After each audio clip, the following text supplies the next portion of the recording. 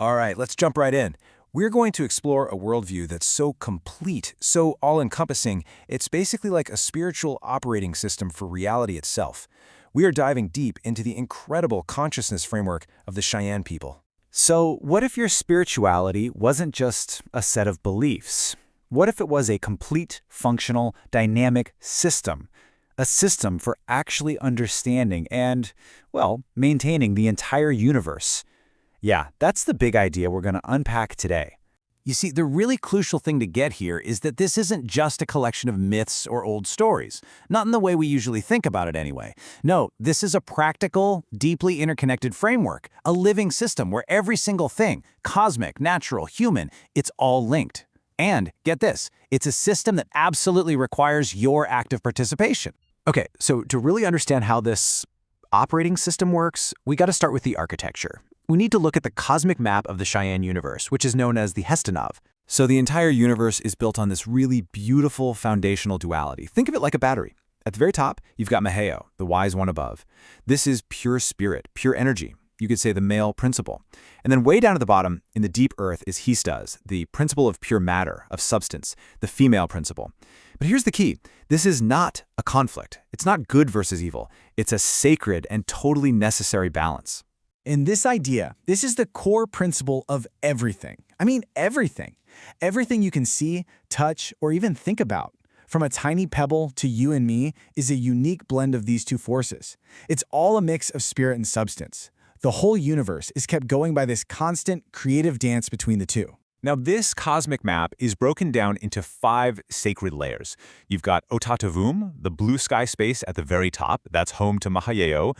And it goes all the way down to Nistho Aman, deep inside the earth. The big takeaway here is that in this system, geography is theology. They're the same thing. So a mountaintop isn't just a big pile of rock. It's a sacred power point, a place that physically reaches up into that next spiritual layer, the Setovum. Okay, so we have this vertical axis, right? From the sky to the deep earth. Well, cutting right across that is a horizontal plane, the 4 sacred directions. And at these points, where earth and sky meet, live these powerful spirits called the Mahoeo. Their job is super important. They provide order and create the connections between all those different layers, basically completing this incredible, multi-dimensional spiritual map. All right, so we've got the big picture, the cosmic map. But what about us? Where do we, as individuals, fit into all of this? Well, the answer is just fascinating, and it lies in the Cheyenne understanding of the soul, which has 3 distinct parts. Okay, first up is the Omoto. At the exact moment you're born, the Creator, Mahoeo, gives this to you. And it's so much more than just the breath in your lungs. It's the spark. It's the fundamental life force, that animating power that makes you alive and aware in the first place. Next, you're given Maktasuma. You can think of this as your spiritual potential.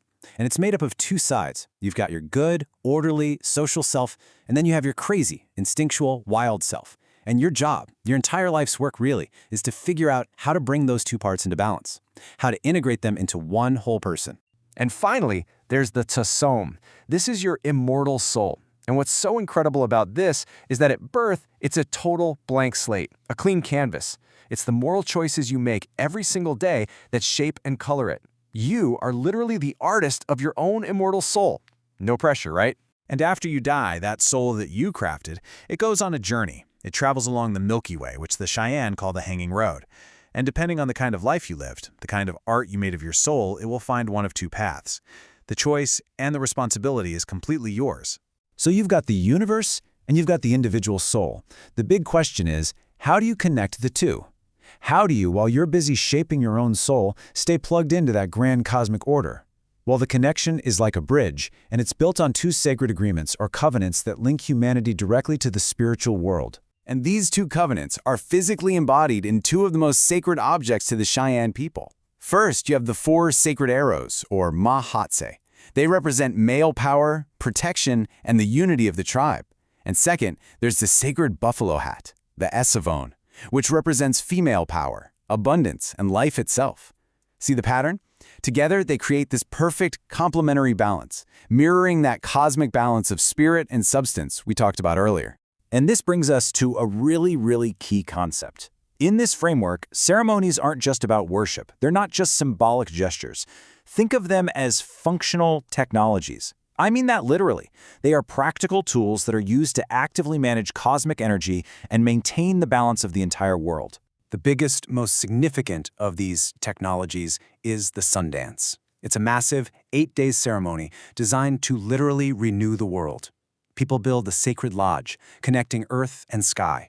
They fast from food and water, they dance continuously, and some make an unbelievable personal sacrifice, offering their own suffering as a powerful prayer for the regeneration of their community and the entire cosmos. And it's not just these huge communal events. There are also personal spiritual technologies. You've got the Vision Quest, where you go out alone to seek guidance from a spirit. There's the Sweat Lodge for intense purification, like a spiritual rebirth. And of course, the Sacred Pipe, which is the primary tool for prayer, carrying your intentions right up to the spirit world on the smoke. It's a complete toolkit for living a spiritual life. You see how it all fits together? It's incredible. Everything connects.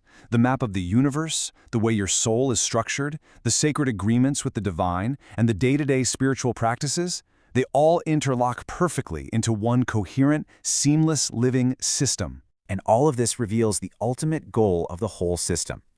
To be fully conscious, in the Cheyenne sense, is to live in a state of perpetual, respectful, and responsible relation to all of creation.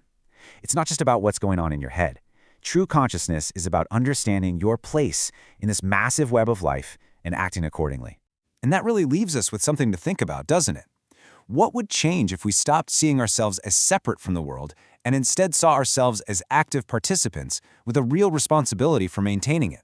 So the question for you is, how does a worldview built on deep interconnectedness change our responsibilities to everything and everyone around us?